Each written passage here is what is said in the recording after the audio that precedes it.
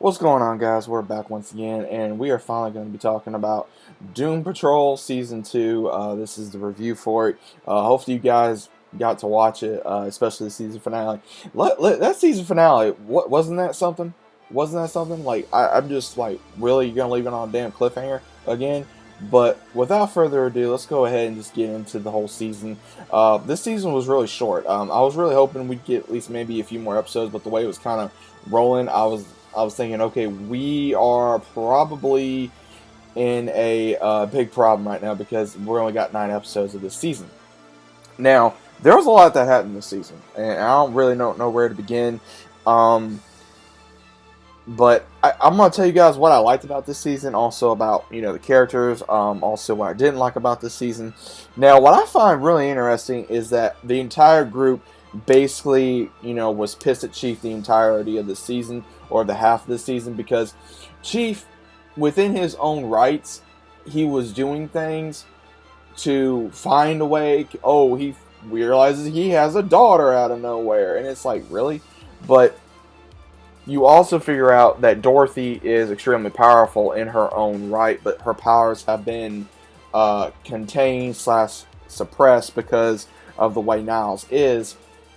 And also, he had Danny watch her at one point.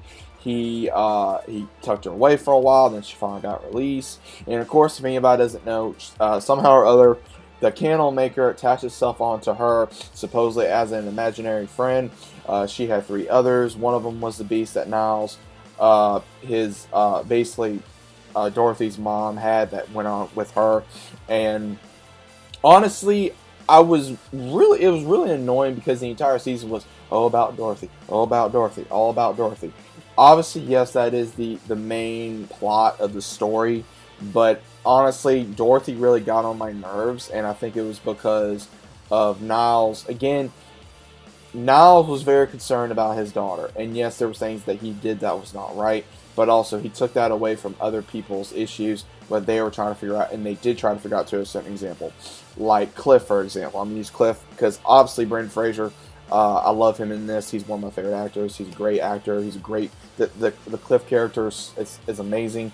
He lost everything, and he knows he lost everything, but he's been trying so hard to gain it back, and finally he sees his daughter, finally tells her who he is, and he realizes he screwed up again. And Jane finally tells him, hey, look what you're doing.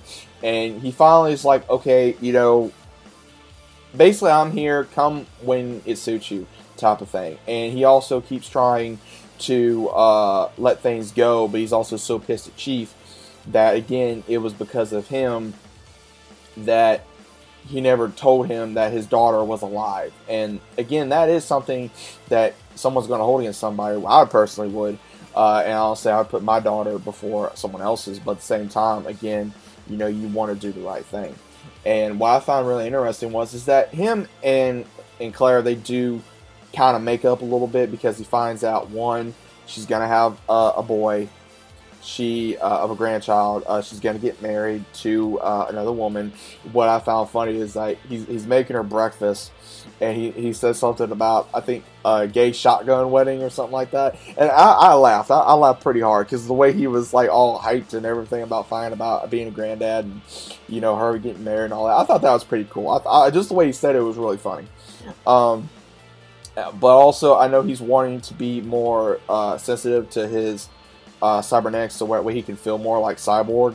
But at the very end of it, him just getting cut to pieces like that, and then of course him knowing he screwed up by choosing to save the world and not being able to see his daughter walk down the aisle, that is a tough pill to swallow. So I felt really bad for him. But speaking of Cyborg, this man, like, he really pretty much was going Lone Ranger in this. He really was. He pretty much was trying to train Rita. Rita was trying to be a superhero. And, of course, she had suppressed feelings, which I'll get into here in a few minutes. But what I found really interesting was Cyborg meets someone in a therapy group about, of course, mental and depression, anxiety, and PTSD. But what really gets me is that he hooks up with someone out of nowhere, and he supposedly falls for her, but yet she's doing things that he does not agree with. And then once he realizes who she is, he pretty much lets her go, and then he gets into a depression. So pretty much what I think Cyborg was is that he was love stricken, and then he finally found someone he could connect with, and it wasn't really what he thought. So in a way, Cyborg kind of grew into a little bit more of a character. Same thing with Rita, because Rita, we finally realized that the main reason why she got roles was, of course, she learned from her mother that it ain't about your actual what you can do, whether you can sing, dance, act, or whatever. It's basically how you look. And pretty much she figured out, and she had a suppressed memory, that the reason why she always had issues with acting was because normally how she'd get roles is just she would sleep with somebody. And we also saw that that is what her mother did, and that's what started the chain reaction of what Rita saw. That's like, okay, well, if I do this, this is how I'm going to get roles. And as a kid, she saw that, so it really messed her up. And she started growing and trying to handle and get back into acting. But, of course, using another name, something small, and realizing in other ways there are other ways to act other than what she learned, as well as also what she thought she knew. So that was pretty interesting as well, to see Rita grow in a certain way, to basically see her powers grow, which I was very happy to see. Because I'm like, Rita has not gotten a lot of screen time to show her her powers, and I'm really hoping that they expand that. But the beekeeper, I'm like, really? I'm like, come on, we got to think about something else here. But then we're gonna go on to Larry. Larry, oh my God, I feel very bad for this man. He literally, he finds out his son dies. His other son figures out he's alive. He finds out he has a grandson and a great-grandson. And he tries to connect with them all, because he says, oh, well, this is your grandpa, or this is your great-grandfather. And he really tries to connect, but then his son that's in the military, that took the steps of him to try to be like him, he finds out so much about his dad that it really just made him go, wow. But at the same time, he betrays him to the organization Larry was kept from for so many years. And at the same time, he's also realizing, because he meets another character who has a negative spirit and what to do. And pretty much Larry is in the same predicament where he does not know what to do. He feels like no matter where he turns, he makes the wrong decision, or no matter what he does to try to see his family, they don't want to see him, or he's either chased by that same organization, or by he just can't see him, and it's really messed up. And the way that his family betrayed him, that really was screwed up. I mean, I really think so.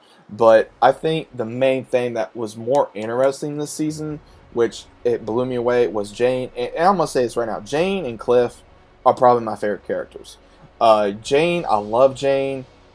I absolutely love her character. But she went through a lot of crap this season. She did. She went through a lot of crap. And I got to give it to Diane Gurlio. She does such an amazing job portraying multiple characters just off the bat, and she's very talented.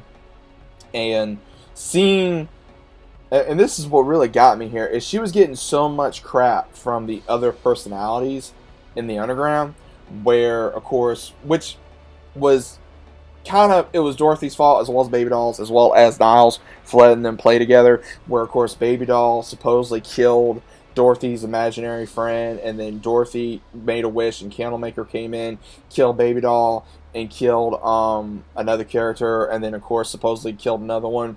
And everybody gets pissed at Jane, but at the same time, nobody's really up there as long as Jane is. Even though, yes, Jane is the primary, nobody wants to go up there, and it takes its toll. And when we meet the character Miranda, where Miranda was the very first personality. She was the first split personality, because Kay is the original. And obviously everybody's like, oh, well, how do you know? But obviously Jane, aka Kay, as a child, she was sexually abused. She was mistreated. She basically she went through a lot of crap, from her father to her mother, thinking she was possessed, having her stuck in a well halfway through the night. And then finally, at a very young age, you see that the actual Miranda, the other persona, was able to get them out. And she tried to live this life, but then she meets a boy who unfortunately does regain their interest, and then however long later they move in. Then we get to see the birth of Jane, because we do see where, unfortunately, when the Miranda persona comes back, she pretty much she takes control of literally everything going on in the underground. Everybody wants to follow her because, again, she was the first persona. Jane is upset because she's like, okay, you know what, go ahead, let's see if you do better than me, because they thought, okay, with you being around Cliff, Niles, Larry, Cyborg, it's not really doing anything, it's just going to make things worse. And right when that happens, of course they get thrown into the well, and then right when Jane is supposed to go get a thing from their past, she gets knocked down by Miranda, or so-called Miranda, because in the very last episode, this really got me, was we got to see the birth of Jane. We got to see that Jane came around like mid before all the other so-called personas, and what got me is that she came out during a sex party, because she had no idea that the sex party was going on, and that's when the birth of other personas were born. When Miranda literally was subdued by her boyfriend stating, oh, well, you know, we're in a rut, we need to do this. And even though she did not want to do it, she still did it. And that is what broke Miranda to dump herself into the well, because she put the underground and her younger self, Kay, in turmoil, to where they were supposed to grow, but instead it got worse. And that's how come other personalities were born. And then you could see Jane being born, and then that's how Jane became the primary, was because she stood up to everybody and saying, this is what you are, this is what women are, this is what guys are, this is what they do, and this crap needs to stop. And I loved it. I was like, oh, hell yeah. This literally, you can tell when it's Jane just by the way she kind of, her body language is. And I'm like, oh, damn, okay, so this is how Jane was born. But then, in the present, Jane realizes Miranda is still supposedly dead. That persona is dead, just like Baby Doll and just like a few others. So apparently what the theories are right now is either it's either the candle maker that is doing a version of Miranda to try to control everything and get rid of everybody to get closer to Kay, or it is the manifestation of their father that is back. And I was like, oh crap, here we go. So that was left on cliffhanger, and then of course everybody is in wax, unfortunately. And then we see where Dorothy supposedly now, oh, I can handle this, and just leaves on cliffhanger. So I don't know what's going to happen. This season was absolutely crazy. There was a lot of things going on that was hard to keep up with. There are things about this season that, again, the things I did not like was they gave us, I think, less Jane to focus on other characters, as well as also, I think, Dorothy, because I think Jane was the one that everybody was like, okay, I want to know more about her. I want to know more about her. And yet we were getting tidbits. We were getting fed just a little bit at a time. And I think that's why a lot of people I've been seeing, they didn't really care for. And again, a lot of people didn't like Dorothy. From what I'm seeing, a lot of people didn't like Dorothy. I personally did not really care for Dorothy that much. But again, it's a kid. It's a show. Niles actually became a pain in the ass this season. He really did. Like, acting like he knew best for everybody, but yet he really didn't. And then finally, when everyone stands up to him, he finally realizes, yeah, I made mistakes. So I finally think it's about time that a lot of these characters, they really got their just desserts in a way, and I think it's about time that they finally are able to grow, and hopefully we get a season 3. Hopefully it keeps going. I love this. I can't wait to get more, just more and about Doom Patrol, because Doom Patrol really hits the spots where it hurts. They really do. Doom Patrol, I've noticed, has always given the parts, whether it's being a parent or being a kid in a bad household or going through child trauma, any kind of trauma, whether it's physical, mental, sexual, anything, and they really do hit the spots where if you've gone through that, then maybe you can relate to it. And I really like how they put these kind of personas into the show to where it's like, okay, things like this do happen, no matter what year it is, no matter who you are. But I like Doom Patrol. I'll always like Doom Patrol. Hopefully, again, we get another season. We should, of course, limit on cliffhanger how good it does. But let me know what you guys think about this in the comments down below. If you guys are new to the channel, consider about subscribing. Let me know what you guys thought about this. If you guys are new to the channel, consider about subscribing. Leave a big fat like on the video if you guys enjoyed. Let me know what you guys think about Doom Patrol Season 2. Did you guys love it? Did you guys hate it? What was things about you loved? What was things about you hated? Let me know your thoughts down in the comments. And we'll talk soon.